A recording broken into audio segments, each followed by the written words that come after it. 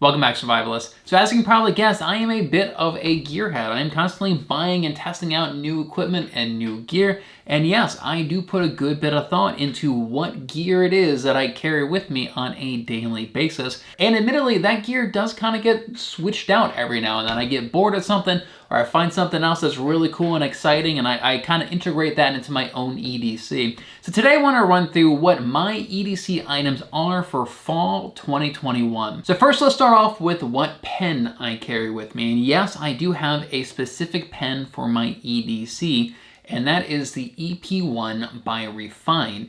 Now this thing is over-engineered and over-designed specifically to be an EDC pen. Now the one that I have is in black stainless steel and does have a copper piston inside of it just to add a little bit of color to it. Now obviously I'm a big fan of copper. Copper does have this kind of old school and vintage vibe to it. And Refyne does make a fully copper pen, but I ended up going with the little bit more masculine stainless steel pen. And this pen is bolt action and has a very satisfying click to it when you engage it. And yeah, I often find myself sitting here playing with the pen. That makes a very good fidgeting tool.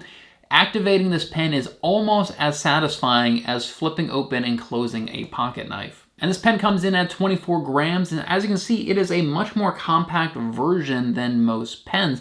And again, that's because it's specifically designed for everyday carry. If you compare that to something like this, which is also a very nice pen and I keep at my house, you can see a pretty big size difference between the two of them. Now, an EDC pen can get too small. That is a very real problem. But I'd say this pen is about the smallest that I would go with a pen and still be comfortable. This is still just the perfect height that I can wrap my fingers around it very naturally, and it sits right here in the crotch between my thumb and my index finger. So really it's just eliminating the excess of the pen that would extend past that point. Now this pen does have a little bit of weight to it and comes in at 24 grams, which I actually like. It makes it feel much more solid in my hands when I'm writing with it compared to, let's say, a cheap plastic pen. It just feels much more comfortable having a little bit of weight to your pen. Now, Refyne does have an entire line of over-engineered pens that you can check out, all with different materials and finishes as well. So if you wanted an entire copper pen or entire aluminum pen, you can get that with very similar designs to this one here. Now this by far is my favorite pen that I own, and it's just so compact, it's easy to slip it in your pocket and carry it with you wherever you go. Now to go along with this pen, I also often carry around this leather-bound notebook. I actually have several different notebooks that I often use, but this is the one I'm using currently. And I just love the leather. I think it looks very cool aesthetically. I really like it. It's very durable. And I think this strap that wraps around is just really cool looking. And the strap actually does serve multiple purposes. So one, it kind of keeps the thing closed, but I think when I wrap it around there and cinch it down, it also helps keep the pen inside the book as well, which you don't necessarily get with other binders like that. So it's a small little thing, but I like this notebook. And what my personal system is that I use this as a to-do list. So I'll write everything down that I need to get done on the left side of the book, and I'll kind of scratch those off as I go along. And then on the right side of the book is where I take all my notes. And now I do run a couple of different businesses, including this channel. I'm also a full-time real estate agent. And so that's really where the system that I developed, my to-do list and then notes on this side. And because of that, this book is not always on me, but it's almost always near me. It's in the same room as me. It's in my vehicle. It's somewhere around me. I used to have to-do lists that I would use on my phone. And, they may technically be better, it's more efficient and all this stuff, but I just hated using it. It wasn't quite the same as actually writing things down. It wasn't quite as satisfying to scratch something off your to-do list when it's on your mobile phone.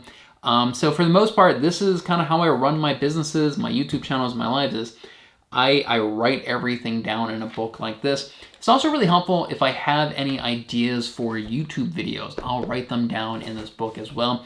And sometimes I'll bring this book with me camping as well. And I just kind of put my thoughts down there. Again, ideas for YouTube videos.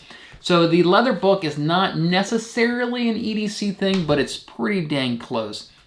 It's pretty rare to see me not in arm's reach of this book or one of my other books that I have. Next, let's talk about my EDC pocket knife. And for that, I'm using the Spyderco Salt 2.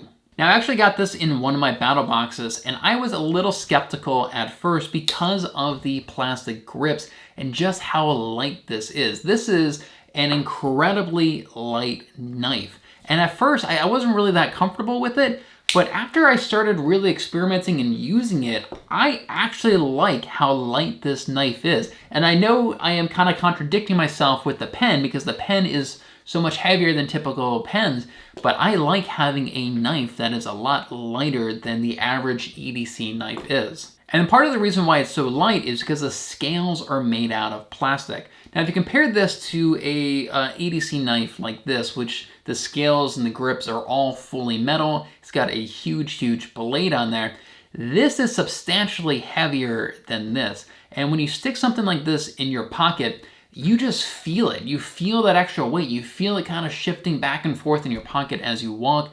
You know, even if you attach this to your belt or something and you sit down, you're just kind of feeling it. Something like this, it's so thin and it's so lightweight that you can just easily slide this into your pocket and kind of forget about it. And I love that aspect of this. I also am just a big fan of Spyderco knives. I love this little circle that they work into their blades for you to help you open and close the knife as well. I just love how thin and compact this thing is, and I just find myself using this knife more than any other knife that I have. So right now, this Spyderco Salt 2 is my EDC carry. Now this particular knife is actually meant for boating. That's where the Salt 2 comes in, that it's corrosive resistant. So if you get salt water on there, it's not going to corrode the knife. I don't really use this boating all that much. I really just use it as my everyday carry, but this is kind of an extra benefit that it may not corrode. But this by far is turning into one of my favorite pocket knives. And I have a few other pocket knives as well by Spyderco, but this is just the one that I use the most. I actually like the bright yellow. You know, I've talked about this in other videos that you don't want to lose your gear. Sometimes you want a bright color like this so that you don't lose it. And I am conscious of the fact that it's fall, so there are going to be a lot of yellow leaves out there. And this wouldn't necessarily be the knife that I bring camping with me. But this is the knife that I stick in my pocket if I go to the mall or go shopping or go run my errands in my store.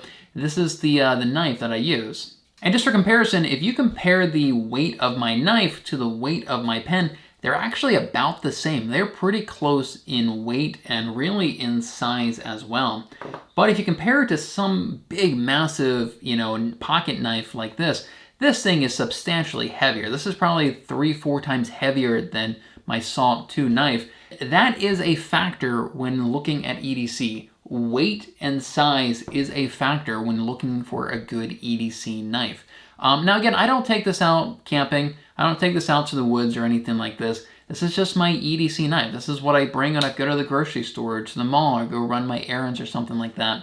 And it's super compact, it's super thin, it's super lightweight, and it's got a pretty nice blade on there. And for me, this is everything that I need in an EDC knife. So the next item that I do carry around with me everywhere, every single day, is my Titan Cord Paracord Bracelet. So I've been wearing Paracord bracelets like this and making them myself since I was about 25. I'm 36 now. And this by far is my favorite one that I've ever had or ever seen in the last 10 years or so. So we all know how effective paracord bracelets are, right? You can get 10 feet, 15 feet of paracord in an emergency situation. And so Titan Cord is essentially a paracord, except that they've replaced the strands inside with other tools. So for example, in a Titan Cord, one of the strands is a monofilament fishing line that you can use in an emergency situation. One of the strands is a snare wire you can use, and then one of the strands is a wax jute cordage that you can use for fire starting in an emergency situation. So on me at all times, I've got 11 feet of paracord, 11 feet of snare wire, 11 feet of fishing line, and 11 feet of a fire starter, all built into this bracelet right here, which I absolutely love. This thing is just incredibly, it's one of the best survival tools out there, I think, right now. There's a lot of survival bracelets out there. There's a lot that have a bunch of like gimmicks and stuff and these cheap little plastic tools. And this doesn't have any of that. It's just all utility and all functionality. And I also think that this just looks cool. I like the look of this bracelet. I don't mind wearing this. Some of the other gimmicky ones with plastic whistles and everything and a little crappy compass, I don't really want to wear that. And it's a very wide bracelet as well. It's also 1.2 inches wide, so nice thick cord on there. It's got a really nice metal clasp on here as well. And it is pretty easy to take this thing off altogether. I often have to do that when I'm at the airport. And as you can see, I've definitely gotten some wear and tear on this thing over the last couple of years. But this by far is my favorite paracord bracelet out there on the market right now, and I have tried quite a few of them. And this one here is made by Titan Cord. So next let's talk about my phone and my phone case. So I've gone with the Samsung Galaxy S20 Plus. And the reason I did that, one, I really like having a great big screen, right? I'm doing a lot of video and a lot of images on my phone all the time. And that was a big factor in what phone I want to get. This thing has some incredible cameras on it, and at the time of buying it, this had some of the best cameras in the entire market. This phone is a little over a year old, so I think they have some newer phones nowadays that may have slightly better cameras, but this thing does really well. And one of the reasons I loved it is because I can get 4K at 60 frames per second. So 60 frames per second means that I can slow that down by more than half, and it's essentially slow-mo. You can reduce the speed by half, and that's actually what I use for all my B-roll shots. I shoot it in 60 frames per second, and then I slow it way down and makes it much more smooth. This also has some really great camera stabilization built into it. They have some AI in here that stabilizes the videos to some degree when you're filming with it. So I often film with my main camera, but a lot of the B-roll, I'll just shoot the B-roll, you know, the close-ups and everything with my phone. As far as the cases go, I use a leather case by Blackbrook. Once again, I like leather, I like the way it looks, I like the way it feels. Now this case does not fully enclose the thing. This is not like an otter case or anything like that. But it works perfectly fine. It's very easy to take my phone out of here like this. It actually has a suede finish on the inside of here, and it's got some, you know, it feels like some rubber on the sides here, and then just a really nice leather piece on the back. And so this again is by Blackbrook, and I'm very, very happy with this case. I've had this for over a year now. So moving along, another thing I want to talk about is my belt. And a lot of people don't think about belts when it comes to EDC, but I've had this belt since in my early 20s. And this is by far my favorite belt that I have ever owned. So again, this is just a leather belt. I think everybody should have a leather belt, but it's actually two strips of leather that are woven into each other. And belts are essentially the core of your EDC. This is what a lot of your EDC is going to attach to if you have a lot of sheaths or anything like that. And what a lot of people don't think about is that a good belt will last you a lifetime, literally a lifetime, right? I've had this belt since my early 20s, so, you know, 11, 12, 13 years now, and it is my favorite belt, and I literally wear this thing every single day. This is by far my favorite belt. I think it looks cool, it's very solid, it's all leather. It's just a very simple belt. It's got a nice buckle on there. It's got rivets kind of throughout the belt, which just makes it look very like industrial. And yeah, man, this is a big part of my EDC. This is really the only belt that I ever wear. This is pretty much the only belt that I wear in 99% of the situations, unless I'm dressing up for a wedding or a funeral or something. This is kind of my go-to belt every single day. And I'm sorry, I don't remember the brand, and I can't find the brand anywhere on here. But just kind of keep that in mind, man. If you guys invest in a good leather belt, it will last you a lifetime. A lifetime. This thing's lasted me over 10 years now. I'm sure I'm going to be wearing this belt every single day until the day I die. And I'll be passing this belt on to my children one day. You know, that's what belts do. There are some products out there that get better with age, and leather is one of those things, right? Leather gets better with age to a certain degree. So leather chairs, leather bags, leather belts, these types of things, yeah, they'll last you a lifetime. Now, one thing a lot of people don't think about when they talk about EDC is water and hydration. And I have carried around a water bottle with me almost on a daily basis since my early 20s. And I used to have various, you know, cheap plastic water bottles, but ever since I got my Yetti, this has been within arm's reach of me virtually everywhere I go for the past couple of years. And yeah, Yetis do live up to the hype, right? I am a big fan of the Yetti brand. And so this is their 30-ounce Yetti RAMBLER, made out of stainless steel and actually has a double wall vacuum insulation. And yes, it is very effective. I've put just cold water in this thing before, left it in my car on a hot day, come back a few hours later, the car is scorching hot, open this up, and it's still cold. It's amazing how well this thing actually insulates and keeps cold drinks cold in the middle of the summer. And I'm sure it keeps hot things hot as well in the wintertime. Another cool feature is it actually has a magnetic lid here that is, again, pretty satisfying to flip open and shut. And what's interesting is this handle is actually an accessory. This doesn't come with the Yetti. Usually the Yettis are sold like this, but cheaply enough you can buy the handle that slides up there, and I've never had any problem with this thing coming off or anything. But in my opinion, I think that hydration is pretty important, and investing in a good water bottle or a good Yetti like this that you would use throughout the day, every single day for years, like I think that's a worthy investment to buy a good water bottle like this. So next let's talk about my headphones, which I do bring with me quite often. I don't bring this with me everywhere. I usually leave these in my car actually, but I use these almost daily.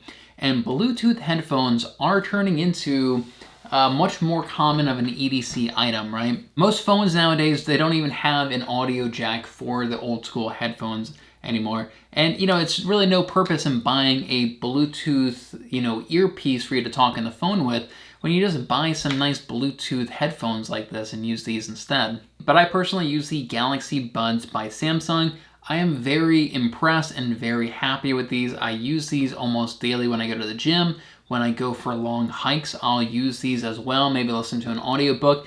A lot of times, man, even when I go to like the grocery store, I know I'm gonna be walking around this grocery store for 20 minutes, I'll just pop these in and listen to a podcast or listen to music or something like that. The audio sound on these is great. I think the battery life is great as well. I love that these actually charge from the case. So if you just bring these along, this battery may die, you stick it in the case and the case actually charges it as well. And again, I usually leave this case in my car, so it's almost always charging.